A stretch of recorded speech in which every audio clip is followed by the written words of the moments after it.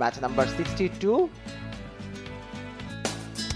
টসে জয়লাভ করে ব্যাটিং এর সিদ্ধান্ত নেয় প্রাইম ব্যাংক ক্রিকেট ক্লাব এবং প্রথম ওভার থেকেই কিন্তু আজিজুল হাকিম তামিমের উপর চড়াও হয়ে খেলা শুরু করেন ওখানে সাব্বির, এবং প্রথম ওভারে বেশ কিছু বাউন্ডারি তিনি আদায় করে নেন।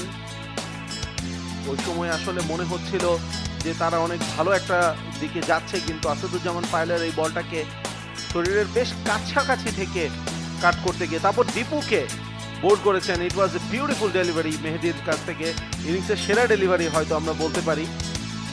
নাইম শেখ দুর্দান্ত কিছু শটস তিনি আজকেও খেলেছেন, কিন্তু শেষমেশ এইভাবে অত্যন্ত দুর্ভাগ্যজনকভাবে তিনি বোল্ড আউট হয়ে যান, এবং এটাই আসলে ম্যাচের পুরো রিদমটা পরিবর্তন করে দেয়, পুরো রিদমটা শিফট করে দেয়।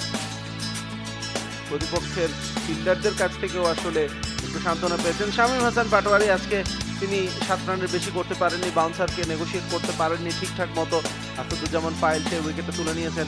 একটা বড় শট খেলতে গিয়ে জাকির হাসান নিজের উইকেটটা বিলিয়ে দিয়ে এসেছেন, খুব ভালো একটা ক্যাচ ছিল ওখানে, একটা পার্টনারশিপ গড়ে উঠছিল তাদের মধ্যে ইরফান শুক্কুর এবং জাকির।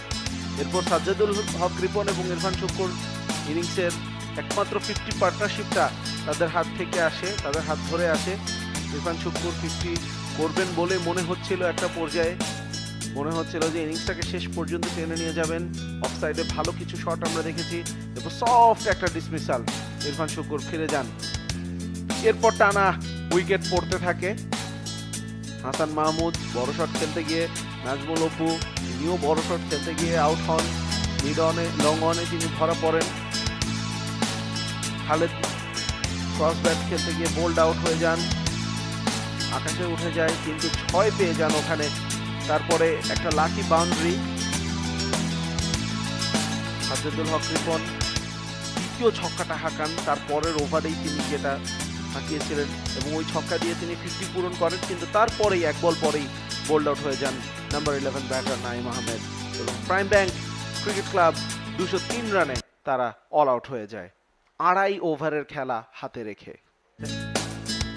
আজকের দিনে এই 11তম রাউন্ডে 3 মাঠে 3টা পৃথক সেঞ্চুরি দেখলাম আমরা। হাইলাইটস দেখছি গুলশান ক্রিকেট ক্লাবের ব্যাটিং রিপ্লাইটা, আজিজুল হাকিম তামিম এগিয়ে এসে হাসান মাহমুদকে মেরেছিলেন, আরও লফটেড অন রাইট খেলেছেন ওভার দ্য টপ পাওয়ার প্লের সুবিধা নিয়ে, হুক শট খেলেছিলেন লিডিং এজ, পেছন দিয়ে 4টি রান, লাকি বাউন্ডারি ছিল, কন্ট্রোল একটা পুল শট দেখুন ফাঁকা জায়গায় ব্যাকওয়ার্ড স্কয়ার লেগে আজিজুল হাকিম তামিম অন সাইডে বাইসেক্ট করে দু ফিল্ডারকে ভেদ করেছেন স্কয়ার লেগ বাউন্ডারিতে।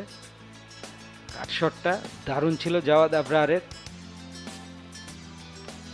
লফটেড শটে লং অনের উপর দিয়ে দর্শনীয় ছক্কা ছিল জাওয়াদ আবরারের। এই শটটায় আউট হয়ে গেছেন ডিপে জাকির হাসানের দুর্দান্ত ক্যাচ। শটটা খেলার পরেই বুঝতে পেরেছিলেন যে আমি ভুল শট খেললাম। স্লাইটেড বল, কি এফর্টলেস বাউন্ডারি এক্সট্রা কাভারে, অল্প রান করায় কোনো ঝুঁকি ছিল না, কোনো চাপেই ছিল না। 71 রানের উদ্বোধনী জুটিতেই আজিজুল হাকিম তামিম এবং জাওয়াদ আবরার টোনটা সেট করে দিয়েছিলেন।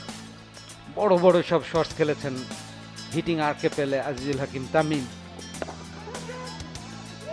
একটা গ্যাপ শটে দুর্দান্ত বাউন্ডারি ছিল। এলবিডব্লিউ আউট হয়ে গিয়েছিলেন নাইম ইসলাম শামীম পাটোয়ারির বলে। হাসান মাহমুদকে কি এফোর্টলেস পুল শটে 4 হাঁকিয়েছিলেন, লফটেড শট ওভার লং অনে ছক্কা, অন বাউন্স 4 ছিল অবশ্য সেটা। দর্শনীয় সব শটস খেলেছেন আজিজুল হাকিম তামিম। এই শটটা পিকচার ফিনিশ, লাইট কাট 4। পুরো ইনিংসটা আজিজুল হাকিমের একটা কন্ট্রোল এবং অথরিটি ছিল। শেষ ভাগে century, maiden list A century for Azizul Hakim Tamim, captain of the side Gulshan cricket club. স্রষ্টার কাছে আত্মসমর্পণ, এবং শামীম পাটোয়ারির দর্শনীয় ক্যাচে তামিমের উইকেটের পতন, চতুর্থ উইকেটের পতন ঘটেছিল। প্রতিপক্ষ খেলোয়াড়দের কাছ থেকেও অভিনন্দন পেয়েছিলেন দর্শনীয় ইনিংসটার জন্য। খালিদ হাসান শেষ ব্যাটার, আউট হয়েছিলেন তিনিও।